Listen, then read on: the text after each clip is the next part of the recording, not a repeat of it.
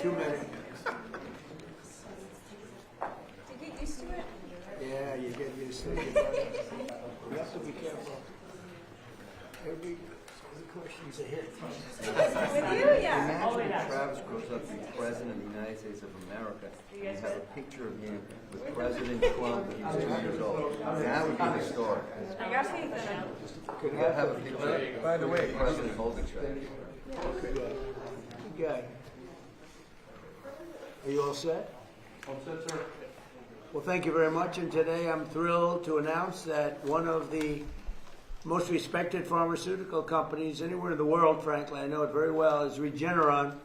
And it's agreed to offer their prescription medications at heavily discounted, most favored nation prices. In other words, the numbers will come down at levels that nobody's ever seen before. The whole most favored nation thing that we've been able to do with Bobby and Maz and everybody behind me, Marty, has been incredible. It's the biggest price reduction in drugs in history. By itself, we should win the midterms, but it doesn't work that way, unfortunately. You know, it doesn't work that way. People forget too quickly, but we'll have it's the biggest cut in drug prices in the history of our country by many percentage points. With this announcement, 17 of the world's largest pharmaceutical companies, representing 80% of the branded drug market, have now agreed to sell their drugs to American patients at the lowest prices anywhere in the world. We're going to have the lowest prices in the world. This will result in the largest drop in prescription drug prices in the history of the United States of America. I mean, that should be front page news, but it won't be. It'll be back on page 19, but the people get it. That's why we're in the Oval Office, I guess. I want to thank Regeneron CEO, a friend of mine for a long time, good guy, great guy, CEO Len Schleifer, and Chief Scientific Officer George Yankopoulos, who are two fantastic people in the medical world, very respected. We're also joined by Secretary Robert F. Kennedy Jr., Bobby, thank you. Secretary Howard Lutnick, Administrator of the Centers for Medicare and Medicaid Services, Dr. Mehmet, who's doing a fantastic job. They all are. FDA Commissioner Marty McCary and Chief Counselor of Health and Human Services, Chris Klump. Thanks, Chris. Great job you're doing, Chris, wherever you may be. Thank you, sir. He's there. For decades, Americans have been forced to pay the highest prices in the world for prescription drugs, by far. Prices that were many, many times what the rest of the world was paying. Because we had a president that didn't know what they were doing, or they weren't able to get other countries to agree to it. I was able to do that because I used tariffs. I said, if you don't agree to it, we're going to put tariffs on your country. And they said we would be honored to do it, sir, after telling everybody no, including me. But they agreed to do it. The United States is just 4% of the world's population, and consumers only 13% of all prescription drugs. Yet pharmaceutical companies have been making 75% of their profits from American customers. So think of that. With 4% of the population and doing only 13% of all prescription drugs, the companies make 75% made, I don't know, maybe, hopefully they continue, because actually it's not as bad for them as it sounds. In fact, many of their stocks are up, because actually when the price goes up on the one end, they make up for the price coming down in the United States. So it really worked out pretty good. To address this chronic unfairness, I signed an executive order instructing my administration to do everything in our power to slash prescription drug prices for Americans while getting other countries to pay more, in many cases much more. But their other prices doubled, and sometimes they tripled, and ours would go down by 60, 70, 80%, even more. Today we're building on our unprecedented success with Regeneron, committing to offer all new drugs moving forward at most favored nations prices. They'll make their current drugs available to Medicaid and MFN. That's most favored nation. Additionally, they'll also offer their current drug, Praluent, which is the lower cholesterol and fight heart disease, to all consumers at dramatically lower cost. It'll come down from $537 to $225 and be available at TrumpRx.gov. I didn't put the name, Bobby did and Oz did. It's true, actually. Remember, I came in, I said, "What's this?" You But like they the said, name, it's "It'll be better. It'll sell better. Would you help us?" So I now have my name on medication, but it's doing great. I hear it's setting records, actually. I was watching the other day. Mark Cuban, of all people, said, "It's amazing what Trump has done with this." I can't believe when I heard him say that. I was sort of in a state of shock. But others have said it too. This whole thing it's turned out to be hot. So that's TrumpRx.gov. The company will also invest $27 billion to build up research and development and pharmaceutical manufacturing here in America, which is a big thank you very much. Today I'm also announcing that the FDA has just approved a new drug from Regeneron called Otarmany, a gene therapy curing a rare disease that causes deafness. You know, people are totally deaf, and it's amazing. I've seen some work on it. It's actually hard to believe. We're going to talk about it in a minute. Normally, cures for rare diseases can cost millions of dollars, and really the results aren't that good. But in this case, I'm pleased to say that Regeneron will be giving this away for free for a period of time, for free. And here with us is 2-year-old Travis Smith. He was born deaf. Was he totally deaf, Joe? Pretty Yeah, much, right? 100%. Wow. This is 100%.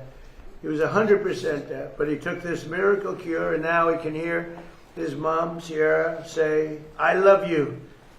And Sierra, could you maybe say a few words? That's really incredible. It's absolutely incredible. Regeneron works miracles. Yeah, he didn't know his name. He couldn't hear me tell him how much I love him. And now with Regeneron and this amazing surgery, he can listen to music, and he loves it, and he loves to dance, and he loves instruments, and I'm so proud of him. He's been so brave through all of this, and yeah, now he can hear, and he has a bright future ahead of him, and I'm so thankful to everybody on the Regeneron team. Oh, that's incredible.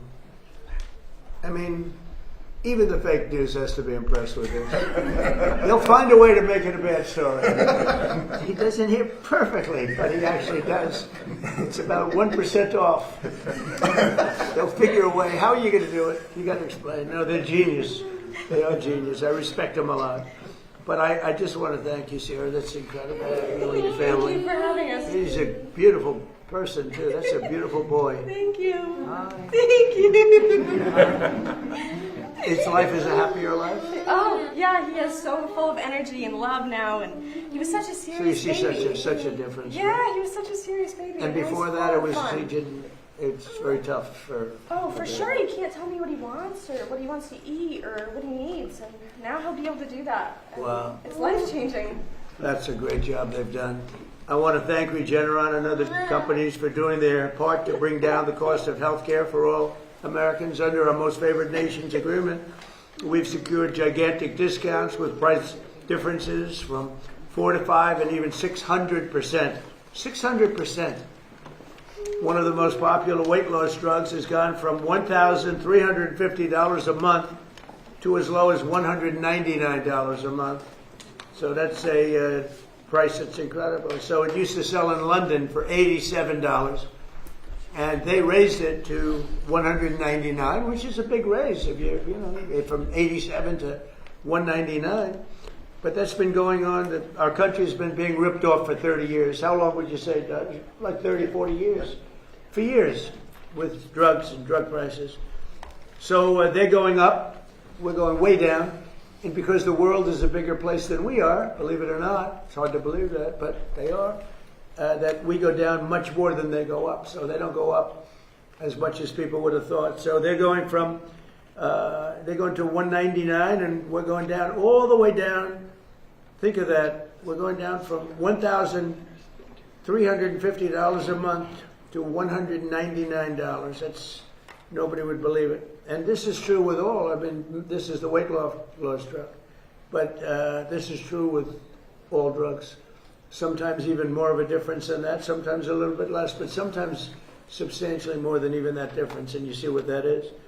So we cut the per cycle cost of IVF drugs by thousands of dollars, and we reduced the price of the major COPD medication from $458 to $50. What? That must be a typo. Is that a typo? From $458 to $50. If your boy was here, he'd go, wow. He laughed. He got bored. I think he got bored. He wants to go into bigger and better things, but there's nothing bigger or better than this. They'll all be available right now at trumprx.gov. So it's, that's why it's doing well. It's not doing well for other reasons. It's doing well. Think of that. That's some discount. But we have others. And these are all top companies and top medications. And I think in the end, we're going to have every company involved. We're almost there right now, but we're going to have every company involved. Trump RX has already received more than 15 million visitors, and every American should log on to check for massive discounts before they go to the pharmacy. It's setting a record. Nobody's ever seen anything like this. I've actually had many companies, I shouldn't tell you this, Bobby, but there have been many companies say, sir, we'd like to buy from you if you could. What? TrumpRx.com. I said, it's not for sale. It's not me. It's the government. The government owns it. I don't own it. But they're all impressed. These pharmaceutical companies, they said they've never seen anything like this. So it's fantastic. Now, I'd like to ask Secretary Kennedy to say a few words, and then we'll have Dr. Oz, the team at Regeneron, and Sierra. And Sierra, I'm so happy for you. And Chris Klump has been unbelievable, a real star. You don't know his name as much as some of the others, but he's a real star of the group. So, Bobby, please. Thank you. Thank you, Mr. President. I was reminded when the President was speaking of a conversation that I had yesterday with one of the Democratic senators who was questioning me during a hearing, and she was ridiculing President Trump for his math, and she was saying it's mathematically impossible to have a drug drop by 600% cost, which he had claimed. And I said, well, if the drug was $100 and it raised the price to $600, that would be a 600% rise. Well, if it drops from 600 to 100, that's a 600% savings. And the President used that mathematical device to illustrate the magnitude of the theft that has been happening against our country and our people. As he said, we have 4.2% of the world's population. We take 13% of the pharmaceutical drug. We spend 80% of the biotechnology research in our country, and we provide 75% of the profits to the pharmaceutical industry. This is a ripoff that has irked him for 20 years. During his first term, he held the line on drug prices for the first time in history. He came back on this term and he said, we're going to lower them this time, no matter what. There's people in this room who are part of the White House staff who said we can't do that. Oz and I said we probably can't do that, but he harassed us. We were beleaguered. It was like Fort Apache. Dr. Oz would not answer his phone because he was calling all night long with the president on the line saying, get this done. And we brought in this amazing superstar, Chris Klump, and he negotiated these agreements that people said were impossible. I want to thank him for his leadership, Chris, and I want to thank George and Lynn, who are the co-founders of this company of Regeneron. Their generosity, their idealism, their love of this country, and their compassion for these children who are injured. Thank you. Thank you, Bobby. Amazing. It is amazing. And you're right, I took a lot of heat. I'd say 500, 600. But we also say sometimes 50%, 60%, different kind of calculation. 70, 80, and 90%. And people understand that better. But there are two ways of calculating it. But either way, it doesn't make any difference. Whether it's 60, 70, or 80%, nobody's ever heard of it. But it's also 500, 600, 700, depending on the way you want to look at it. So the way you word the calculation. It's either one. But Bobby, you're doing a fantastic job. We wanted somebody out of the box, and we got him, right? I would say we got him. And Bobby, he's a great guy, actually. So, Oz, how about saying a few words, please? So this has been an unprecedented process. The president insisted we deal with one critical number you should all remember, which is that 1 in 3 Americans, when they go to the drugstore, after they've seen a doctor, will often leave empty-handed because they cannot afford the medications they're picking up. So affordability was the main word the president would use in many of those phone calls. He wanted it to be done fairly. We created a partnership with the pharmaceutical industry that was remarkable in that it pushed 17 massive companies into the fold to try to do deals, again, unprecedented, that would allow us to claim that they were giving the most favored nation pricing to this country, to the American people. The president would not take no for an answer. We got 16 companies in, but not the 17th. How many times do you think we spoke about the 17th company? Too much. 17. He said 17. He wanted to be 17. Whatever math you want to make, 16 is not 17. There's a reason that the 17th company was delayed. That's why they're here today. It's that beautiful young boy you saw earlier. When you can save a child's hearing, and Mr. President, we talked about a lot of numbers. Secretary Kennedy quoted 100%, 600%. It's hard to beat free. Free is the best price, and that's the starting price with the president oftentimes, and that's what this wonderful company's agreed to. I want to applaud TrumpRx.gov, a remarkable site created by Joe Gebbia. Ed Korstein has done a wonderful job with zero glitches, serving more than 10 million individual unique Americans so far. And Mr. President, it's the fastest website I've ever seen. People love it because it works well. There's all kinds of additional elements being added to it, which we'll be talking about. But this website, as the President said, must be checked if you're going to buy a medication to make sure your price is the right price. It's a transparency site that is more rigorous than anything that I have seen. And Mr. President, your name is attached to it. And of course, that brings a tremendous amount of attention to it. We wanted it to be perfect, and the team who did that has accomplished that exactly. I want to applaud Chris, because you cannot thank him enough, but it was also John Brooks, Hernandez. I see Beth back there, Theo, Rugel, a bunch of people who've done a tremendous amount of work. And what I keep hearing from the pharmaceutical industry, maybe my colleagues can address it in your comments, they never expected to have a counterparty as qualified in the federal government. If you're thinking of serving your nation, this is the right time to do it. This is the right administration to serve him because the president makes it easy to do the right thing. Gentlemen? Go ahead, please. Thank you. Mr. President, Secretary Kennedy, Secretary Lutnick, Commissioner Macri, Administrator Oz, and I guess Superstar Klum. Thanks for having us here on behalf of all of Regeneron. For those of you who don't know me, I'm Dr. Len Schleifer, President and CEO of Regeneron, and with me is Dr. George Yancopoulos, President and Chief Scientific Officer of Regeneron. And together, well, I should pause there, I just realized something. I'm a president, he's a president, and all three of us grew up in Queens, New York. That's right. So there's something maybe that was going on back then that was good. I'm not sure about now. So anyway, together we founded, George and I founded Regeneron, and have built it over the past 4 decades.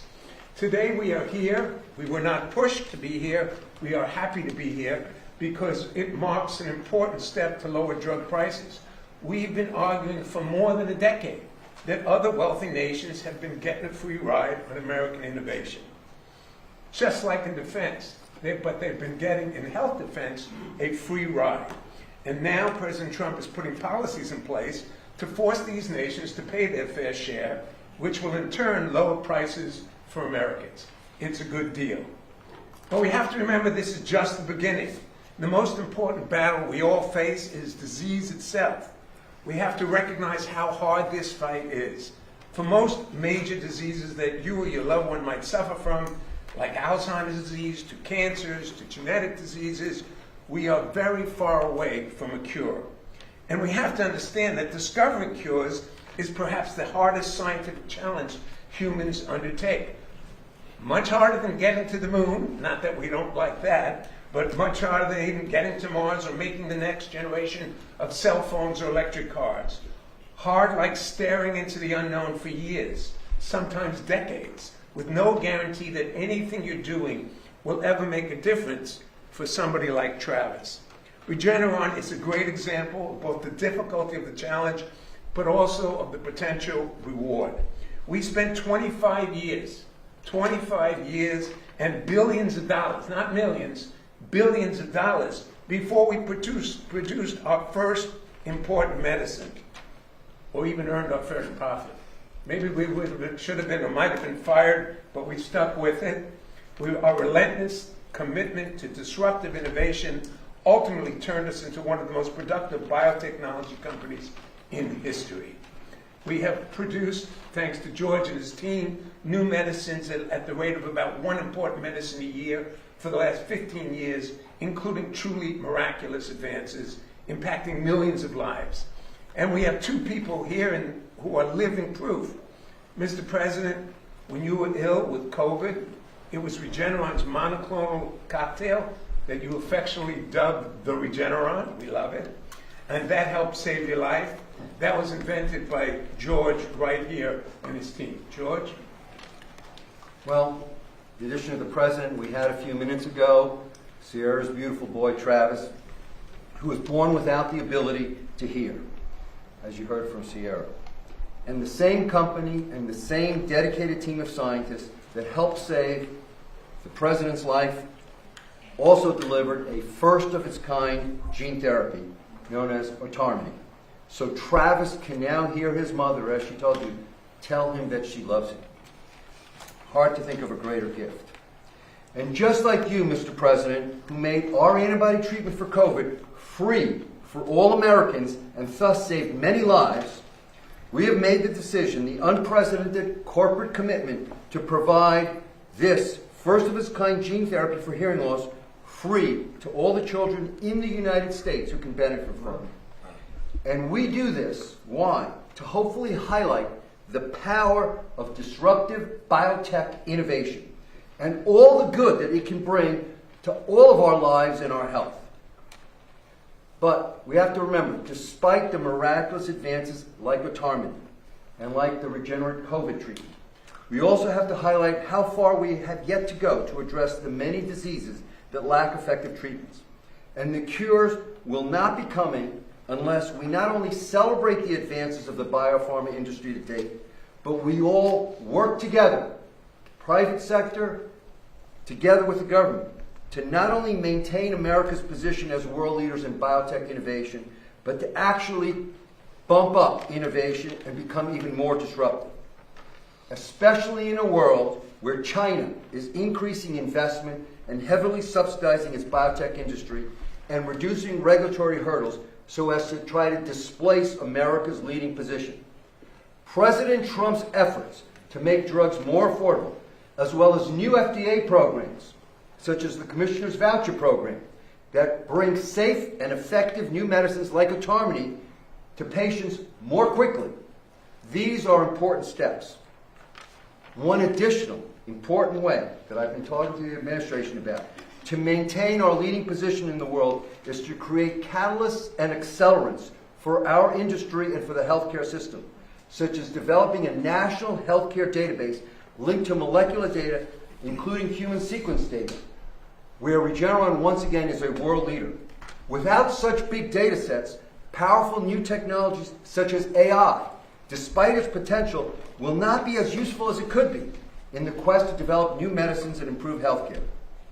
The biopharma industry of America has and will continue to deliver miraculous breakthrough. You, Mr. President, and young Travis are living testaments of that. But many more lives need to be helped and saved. We need to attain a new level of disruptive innovation. We have to all work together to meet this challenge. Why? Because lives are at stake.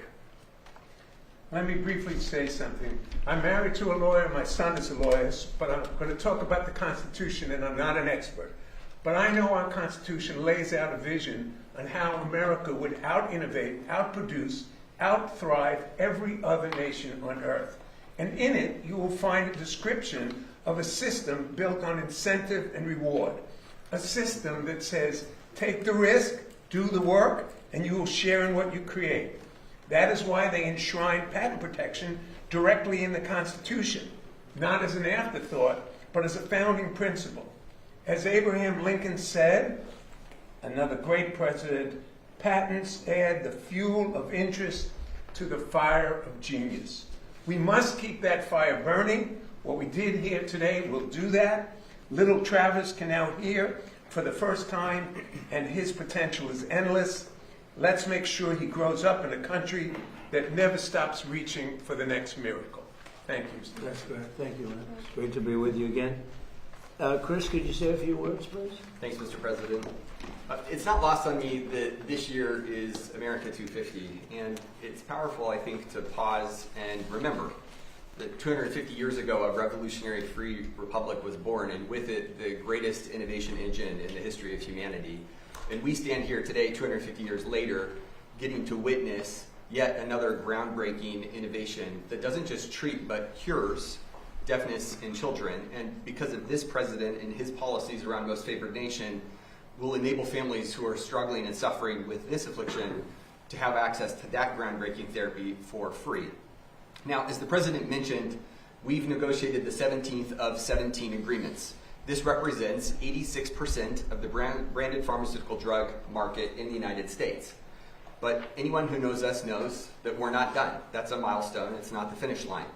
And so we have 3 core objectives that are next up. Number 1, and this is already underway, we are negotiating with the many hundreds of biotechnology and pharmaceutical companies representing that other 14% that are building the cures for tomorrow.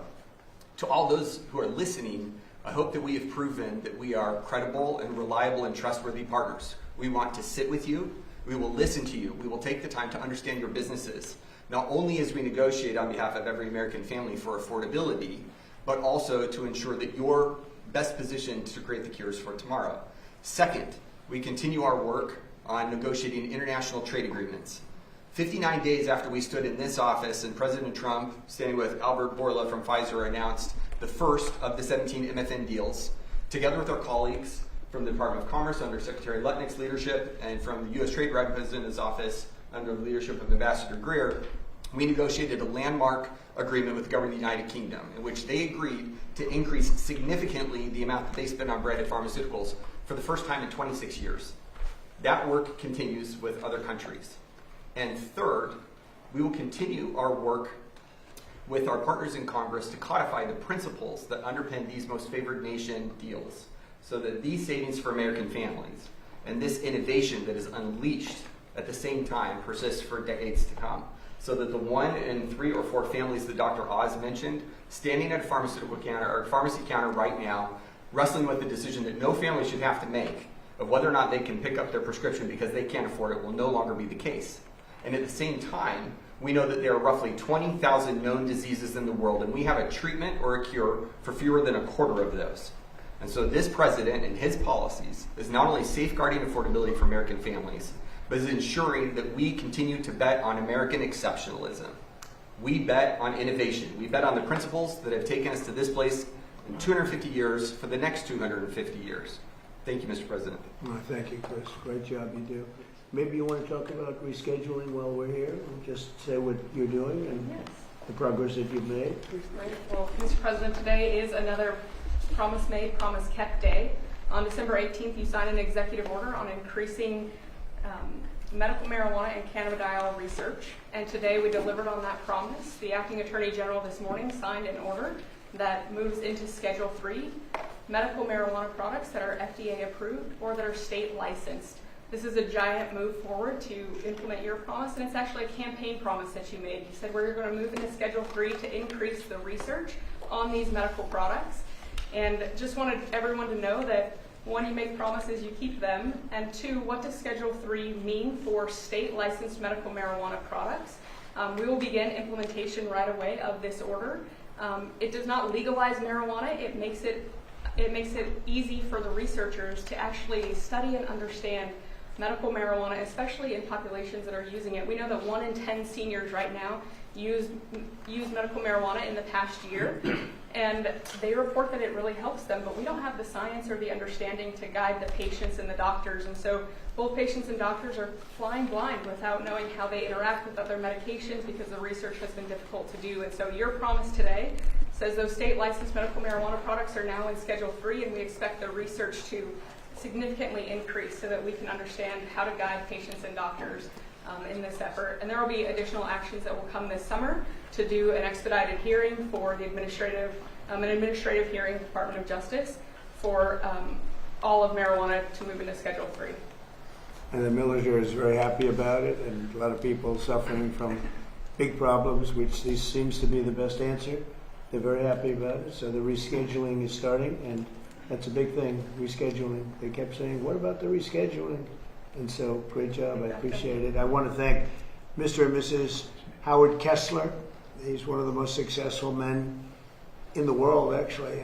And he had some medical difficulties, and he came upon this by accident, in a way. And he said, well, he had to go through a lot of different medications. And he said this was the one that was much better than anything else.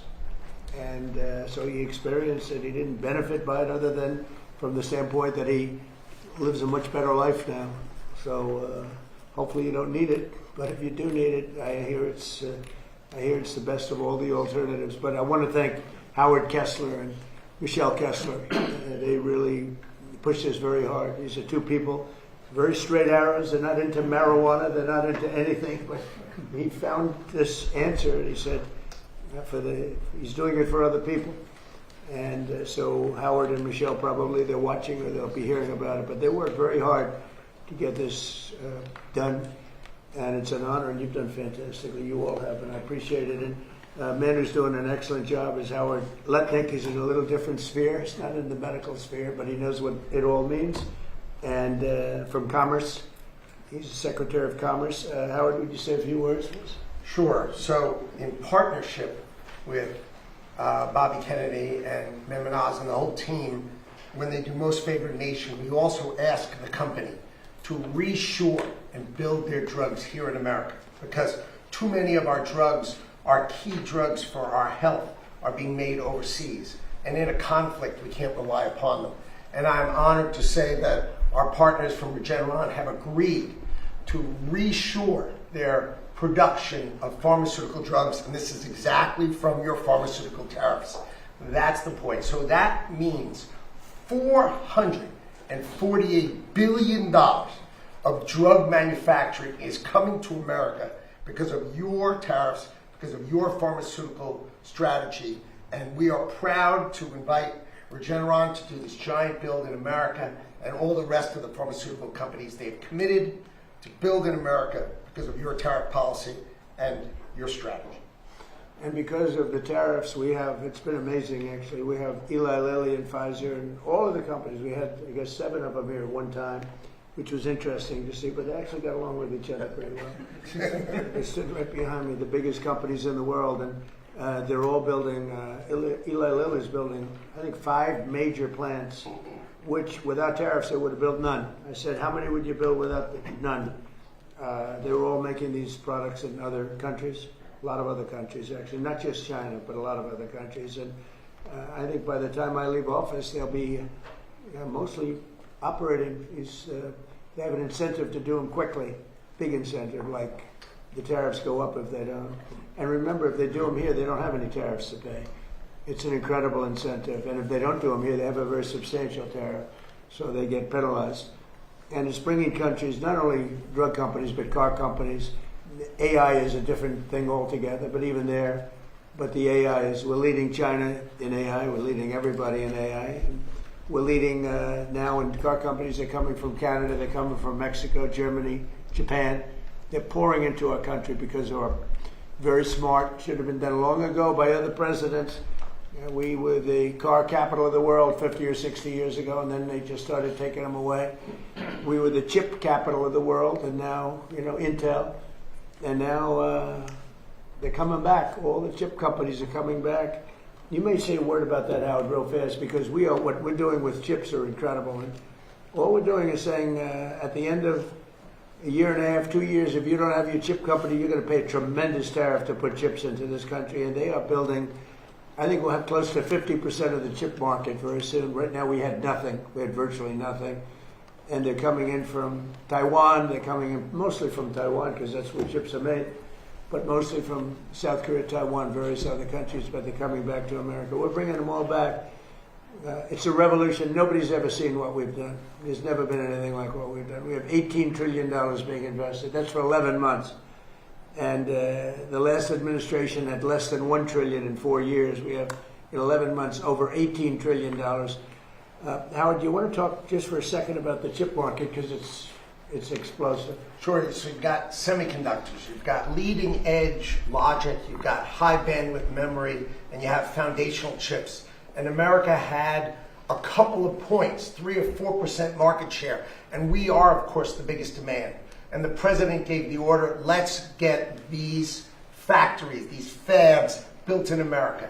And our expectation is we will have $1 trillion of these fabs. These are factories. This is not the hyperscalers buying chips. This is literally the making of the chips, right? We had Micron, $200 billion, TSMC, $165 billion. The list goes on and on. He negotiated a great deal with Taiwan, $500 billion coming to America. We'll have $1 trillion of semiconductors. That's part of his $18 trillion, but it's foundational for us to take care of ourselves.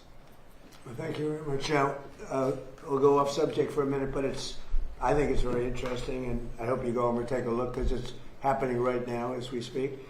But first, if you look outside, so we had flooring outside, we had slate, and it was coming to pieces. It's been there since the early 1940s, and it's a path to the Oval Office. It's a path to the West Wing, and it was terrible. It was broken, bad shape. The whole White House has been in bad shape. It's right now in better shape than it is. I think the day they built it, this is better right now. But we're putting magnificent new granite. It's called charcoal. It's a black granite against the white, beautiful white walls. We've stripped all of the paints off. It had 200 years of paint, and we've redone it, and it's beautiful. And you can see the building, but you can also see the columns, everything else. But we're replacing, and they're working right outside if the press wants to go and take a look at what they do. Really pros. You see the word large slabs of black granite. Granite is rated as, this particular granite, over 1 million year life. As an example, concrete gets rated for about 200 years if you get very high grade. This is it's rated over. Can you imagine? Nature produces something better than you can make. So it's very interesting. It's a beautiful job they're doing. And it's highly polished granite in the areas you don't walk on. And it's called flame finished, the areas that you do walk on, there's no slip. So it's a beautiful job, and it's going up nice. And if you want to take a look outside the window, so that's replacing a stone that was here from the early 1940s, a little before that. And you'll see the ramp, too. We're keeping the ramp. That was for FDR. He needed a ramp, as some people would know. And in his honor, we're leaving it. I wanted to leave it. It means something. The other thing that we're doing that's taking place right now is the Lincoln Memorial has a beautiful reflecting pond or lake. They call it a pool, lake, and pond. Everything is different, but the word reflecting is a good term. It was built in 1922, and it was built out of granite and various stones on the bottom, and it never looked great because that's not really meant to be a stone that's underwater for that much of a period of time. It's about 1.5 to 2 feet deep. You all know it well. That's where Martin Luther King gave his great speech, and he had 1 million people, and I had the same exact crowd, maybe a little bit more, but they said I had 25,000 people on July 4th. I have pictures of Martin Luther King's crowd, my crowd, the exact same, everything, but it was 70 years difference. The exact same crowd, but I actually had more people, but that's okay. They gave him 1 million people. They said 1 million people. I had 25,000 people. So, but these are the things that you get with we had on July 4th a few years ago, first term. So you have this reflecting lake pond is incredible, but it was terrible. The condition, you all know it. A friend of mine came from Germany to see me, and he said, "Oh, we went over. It's so sad." What's sad? This is a number of months ago. He said, "It's filthy, dirty. The water's disgusting looking. It's not representative of the country." And I said, "Well, I'm going to have to go take a look because, Secret Service doesn't let you just walk around too freely, actually."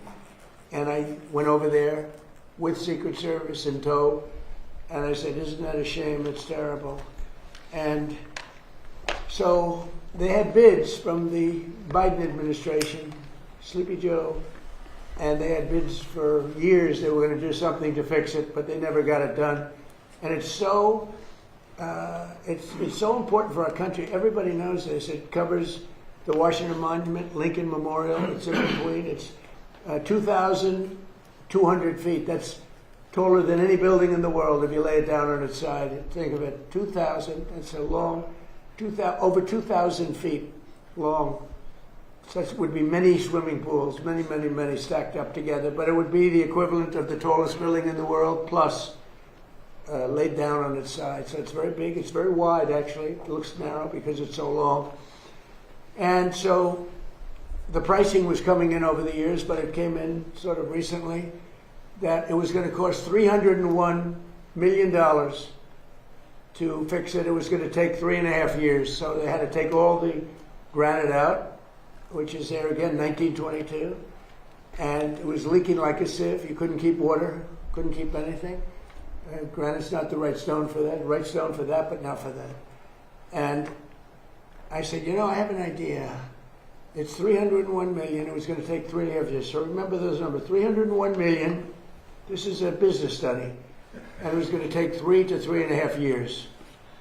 And over the years as a developer, I've probably built more than 100 swimming pools, different buildings I built. And I have some really good pool builders. I also had some really bad ones, but we took care of them. They didn't last too long, Howard.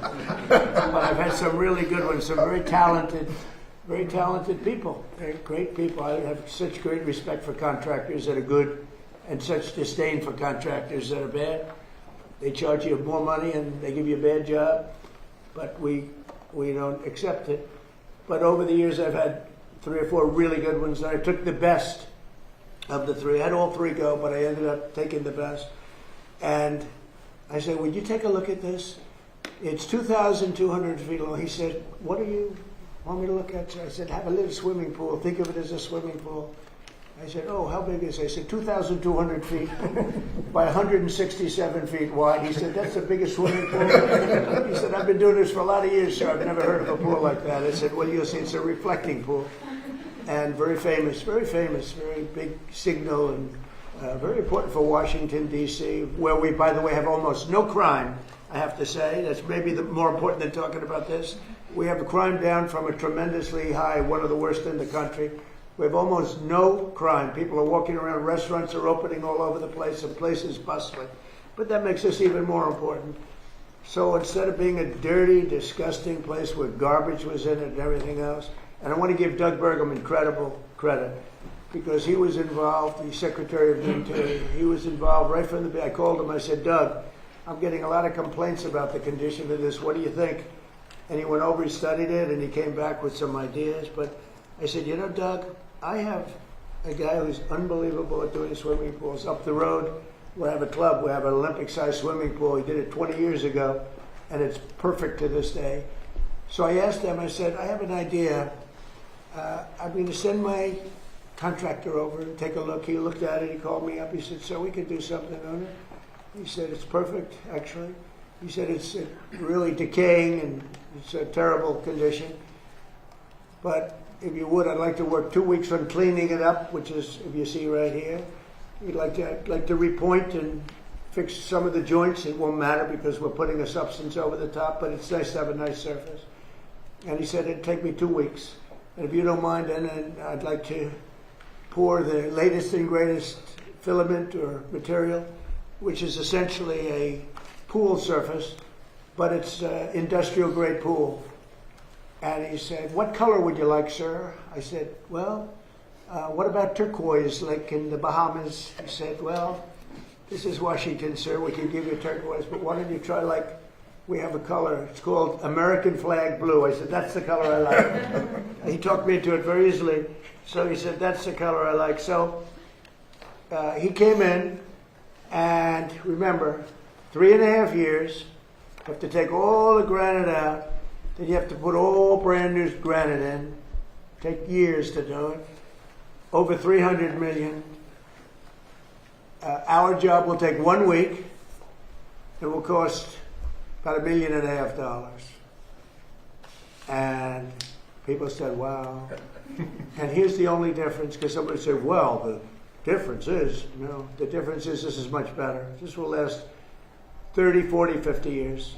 And if it didn't, you do it again quickly if you want. So it's being done now, and I think I think you'd find it really amazing to go take a look. So here it is. You see the trucks He's got scrapers and all sorts of equipment to make the stone as good as possible without removing it. So we're using the existing surface, so we don't have to spend millions of dollars in demolition. And he said, much better to leave the stone than it is what's underneath. They're afraid to look. And so you see it's beautiful, clean, it's ready to be taken care of. Here's a sign that we put. And so Doug Burgum and myself are involved in that. But when you take a look at the surface, we have it in good shape. And they just started today putting down the material. It's a machine. It lays it very evenly, beautiful. It goes from one side to the other. It'll take about 3 days. And you're going to end up with a beautiful, beautiful reflecting pool, the way it's supposed to be. Much better than it ever was, actually. It'll stay clean. We even have robots that go in it, and they ride around the bottom, and they clean it like a swimming pool. But these are a much higher level. This is industrial grade, and it's really beautiful. So you're going to have a beautiful pool, and you'll have it for July 4th, long before July 4th. Instead of taking 3.5 years, we're taking a week. And instead of spending $301 million, we're spending less than $2 million. And I think it's a great business story, because there are many things like that I see. I mean, not maybe to that extent, but there are many things like that I see. I often talk about the pen. This pen's better than the one that they used to give away for $2,000. I won't go on a long story about that, because a couple of people said, he kept talking about the pen. Now I gave you the whole history of it. Actually, many people found it interesting, and some people thought I was doing too much of a weave. But actually, with this pen, for $3, $5, $2, whatever the hell it costs, is better than the one for $1,000 to $2,000 that you used to hand away. So that's the short version of it. I like the short version better. But the long version is this one. So this is an amazing thing that's happening, and this is a big, big beautification. In addition to that, the sidewalk areas around it, which were done in granite, similar granite to that, actually not as nice as we have here, to be honest with you, but the people that did it weren't in the world of real estate like I am. But they have good granite, circling it, and we're going to repoint it, meaning we're going to caulk it up and repoint it, make it good. And we're going to also sandblast it. It'll be like brand new. So we're going to have, in another couple of weeks, we're going to have the most beautiful reflecting pool between the Washington Monument and the Lincoln Memorial that you've ever seen. And I hope the media can go over and maybe watch them do it, because I think it's very exciting.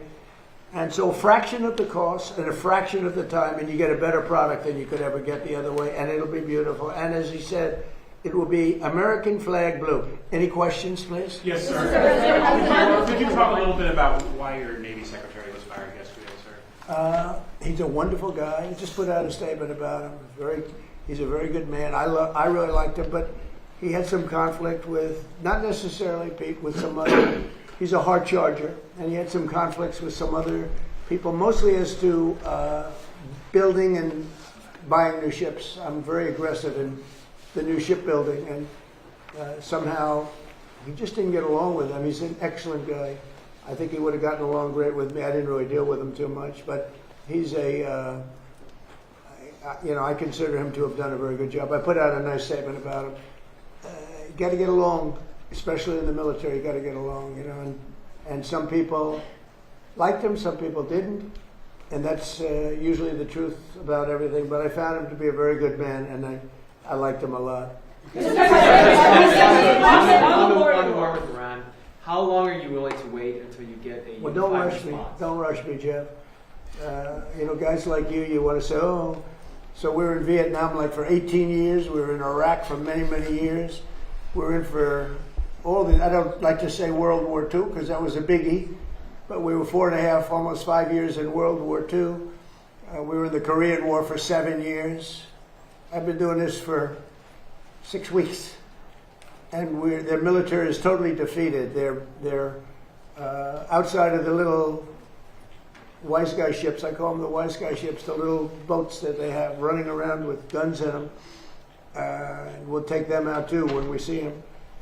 But their Navy is gone, their Air Force is gone, their anti-aircraft is gone, all of their anti-aircraft machinery is gone. Maybe they loaded up a little bit during the 2-week hiatus, but we'll knock that out in about 1 day if they did. We've done an amazing job. Their leaders are gone. The leaders are all gone. Part of the problem is that, that's why I can't really answer your question. They have all new leadership and they're fighting like cats and dogs for who's going to control. Because we've created a real mess for them, but they've created a mess for the world over the last 47 years. They've killed a lot of our people. When you see a soldier, a young person, or now an older person, but a person without legs or without arms or with a face that got blown to pieces, most likely it was from Iran. It was Soleimani who I killed. Soleimani loved the roadside bomb. He was an evil genius. He was a brilliant general. Probably we wouldn't be as far advanced had I not taken him out. That was the beginning of it all. And then I ended the Obama horror show. The nuclear transaction that he made was horror. I gave him a road to the, you call it, I mean, what the deal that he did, the Iran nuclear deal, was so bad. It gave him a road to a nuclear weapon. And I will tell you, I deal with him. You cannot give Iran a nuclear weapon. This is all about a nuclear weapon. They cannot have the nuclear bomb, and they're not going to have the nuclear bomb. So we've taken out their military. We've hit about 75% of our targets. We stopped a little early because they wanted to have some peace.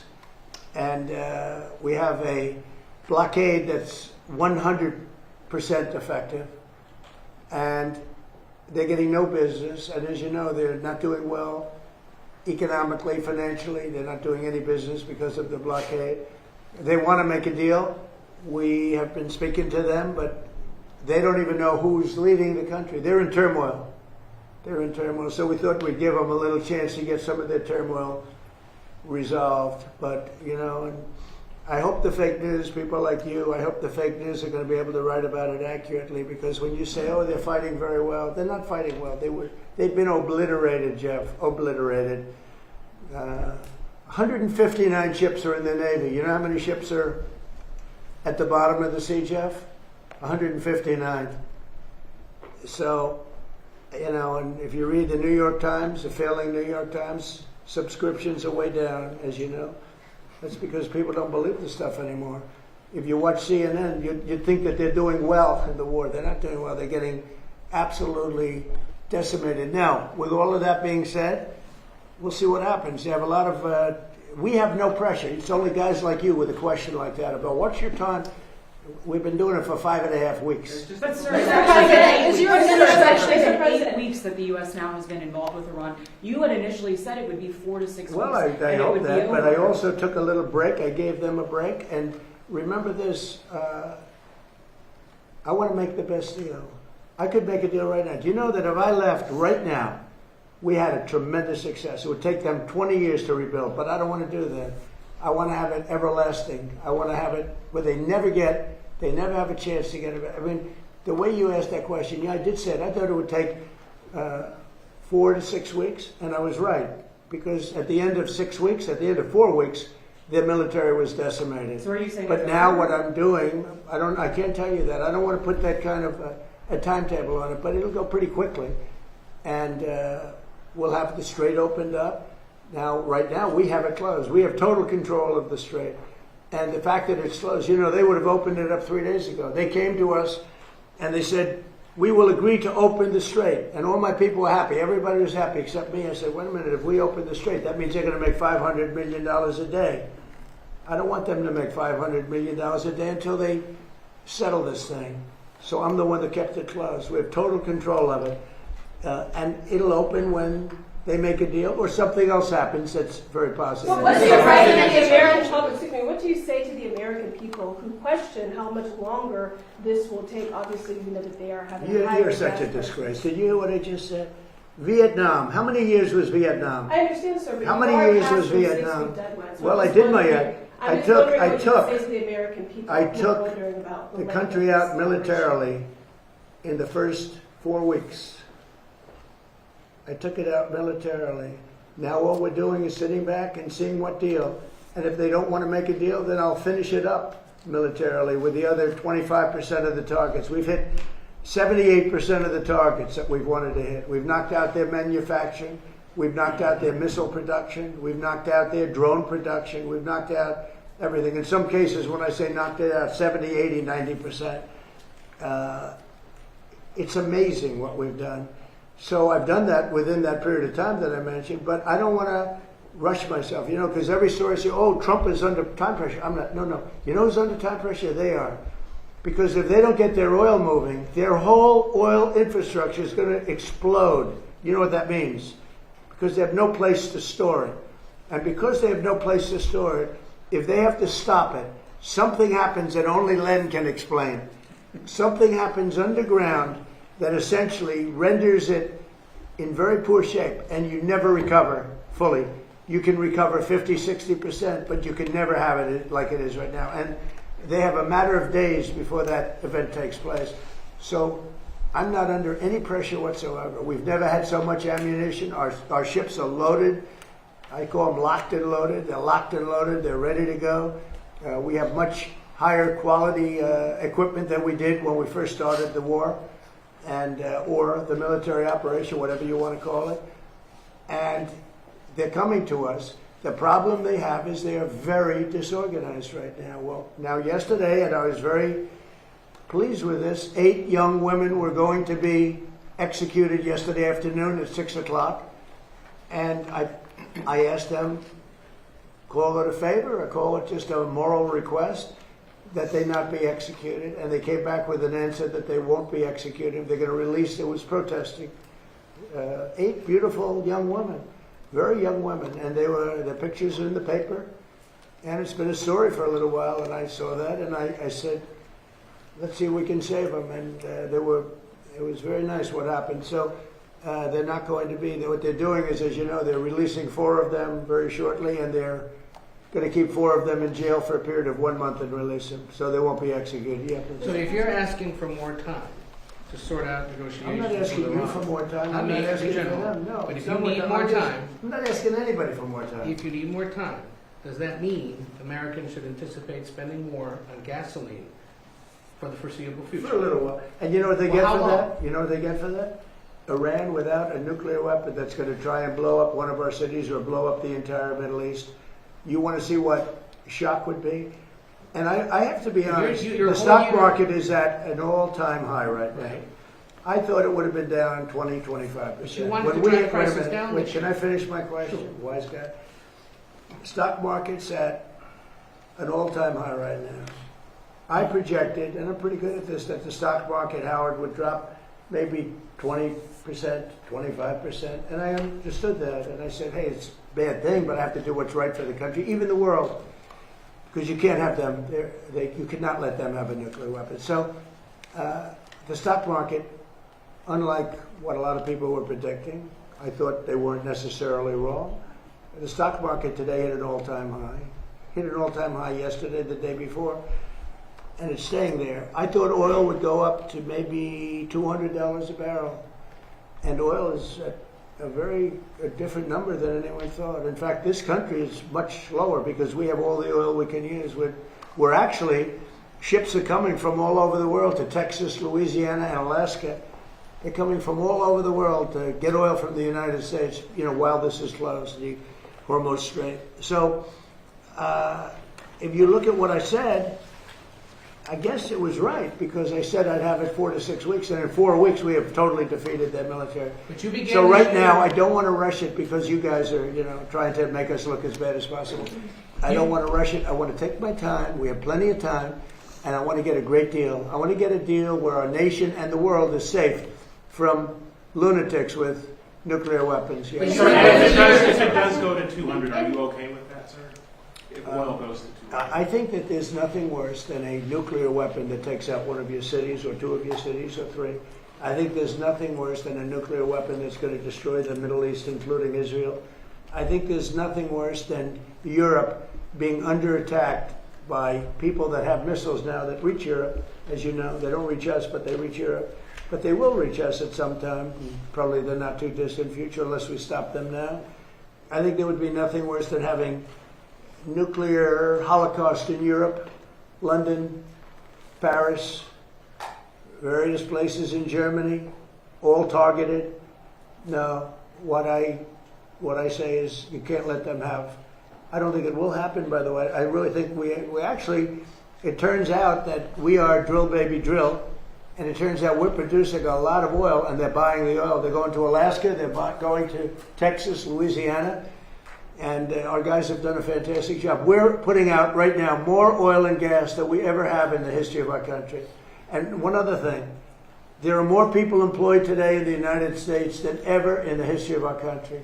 Mr. President, I have a question, sir. Is it true that your administration is considering sending 1,100 Afghans to the Democratic Republic of Congo? And if so, do you have a response to that? I don't know. I have to check that. Thank you, Mr. President. Please, Thank you, Mr. President. Breitbart News' Matt Boyle just published an interview with Greek Prime Minister Mitsotakis, in which the Prime Minister said that he's rooting for you to succeed in getting a deal with Iran. He also said he looks forward to hosting you in Greece later this year. Do you have any response? Nice. No, it's really nice. I mean, Greece has been very supportive, actually. Greece has been terrific. He's a terrific guy because he understands the importance of it. You know, oil goes up a little bit. I hate it. You know, I was the one that had it down to $60 a barrel. And I looked at guys like Howard Lutnick. Howard, you remember it well. I said, well, we just hit an all-time high in the history of the market. Think of this. When we hit 50,000, I was told, everybody was told, when I won the election, November 5th, they said, well, during the 4-year period, it'll be impossible for the Dow to ever reach 50,000. It'll be impossible for the S&P to ever hit 7,000. Impossible. And you remember that, Howard, right? It was going to hit maybe 6, 7 years, 8 years, but I did it in my first year, hit 50,000. Now it's just about at 50,000, and S&P is higher than it was when we started. And S&P hit over 7,000, and that was before the year ended up 1 year. So I can only tell you this: it'll end. I don't think it'll be very long, by the way. They're delaying it because we don't know who to deal with. They are in. You know, they know who the leader is in this country. We don't know who the leader is in Iran. Because remember, regime change. Khomeini is gone. He's gone to greener pastures. He's gone, and all of his team is gone. Then a second group came in. They're all gone. And now you have the third group. And they're a little concerned about being gone, too. Sir, would you use a nuclear weapon against Iran? You posted on Truth Social a few weeks ago. We don't need That's it. not Why do what I that's need about. it? Why would a stupid question like that be asked? Why would I use a nuclear weapon when we've totally, in a very conventional way, decimated them without it? No, I wouldn't use it. A nuclear weapon should never be allowed to be used by anybody. So on the state visit, which we're all very much looking forward to, Prince Harry today has said that he would like to see you do more to end the war in Ukraine. Do you think it's appropriate for a royal to make those comments ahead of the visit on Monday? Prince Harry? Yes, sir. How's he doing? Well, he's in How's Ukraine. his wife? Please give her my regards, okay? No, I don't know. I know one thing. Prince Harry is not speaking for the UK. That's for sure. I think I'm speaking for the UK more than Prince Harry. But I appreciate his advice very much. Would you have Great invited advice. him to the dinner, to the state visit? Well, I look forward to the dinner. We're having King Charles come. He's a friend of mine. We're really looking forward to it. We've spoken, and we're going to have a great time. I tell you, if I had that ballroom built, it would be filled. I wish we had more seats. You know, they've wanted a new ballroom for 150 years. Now they're getting the best in the world. We're going to have the best in the world. But, you know, we have a room that's not big enough to handle what would be a big crowd. But we're going to have very great people that love the UK. I love the UK. I think they made a big mistake on energy. You should open up the North Sea in Aberdeen. You should open it up. And the other thing is they've made a big mistake on immigration. Okay. Sir, what do you hope to learn from Janine Pirro's investigation into the Fed's renovation that you did not? What do you hope to learn from the Janine Pirro's investigation into the Federal Reserve that you did not learn when you visited the site yourself last year? Well, look, you know, the Federal Reserve building is a small building. They're going to be in there by the time it opens, in my opinion, for $4 billion. I built a hotel down the road for $201 million that I believe is bigger than the Federal Reserve building. $201 million. At the ballroom, I'm going to have the ballroom from $300 to $400 million, depending on finishes, like marbles to quality and the quality finishes. We'll go top of the line. But that's a much bigger project. When you look at the fact that they've taken this beautiful building and destroyed it, They've taken down the beautiful ceilings with eagles. They've taken down the walls that are 1.5 feet thick, masonry. You couldn't hear from office to office. They ripped it all down. They ripped down, because Kevin Warsh, who's terrific, said, gee, the saddest thing is they ripped down the nicest building in Washington for boardrooms and all. Did you know about that building? They ripped it down. It was beautiful. The boardroom building, it was beautiful, and they ripped it down. And probably because it cost so much to fix it. So I would have done that job for $25 million, had money left over. It's going to cost more than, in my opinion, it's not going to open for a long time. You know, Kevin may not be able to have an office. I'm going to have to get him an office. Can you give him an office? Yes, space. Bobby, do you have some space over there, please? Yeah, we have a lot of space. But he has more than you think. But we're going to have Kevin sitting right next to you, Bobby. But it may not open for a long time. I looked at it the other day. It's a see-through. See-through, you know, that means the walls aren't even up yet. This is after years and years of construction. And somehow you have to find out what went wrong. That a small building, I could have done it for $25 million that had money left over. It would have been beautiful. That a small building can cost $4 billion. It may never open. It may never open. And we have to get to that. On top of that, he's been terrible on interest rates because he should have lowered interest rates. That's why I call him Jerome Too Late. Too Late is his nickname. Jerome Too Late Powell. He likes me a lot. Thank you very much. Thank you, Press. Thank you, Press. Thank you, Press. Thank you, Press. Thank you, Press. Reflecting part. Thank you, Press. Keep moving. Thank you, guys. Thank you, Press. Keep moving. Thank you. Thank you, guys. Thank you, Press. Keep moving. It came from Thank you, Italy. guys. Keep moving. Italian granite. Well, it came from Italy. It was carved in Italy. It came from another location. You know where the location is? Africa. So you have African and Italian granite outside the Keep going, guys. Keep moving. Thank you. I'm just asking. Thank you, guys. Keep moving. Thank you.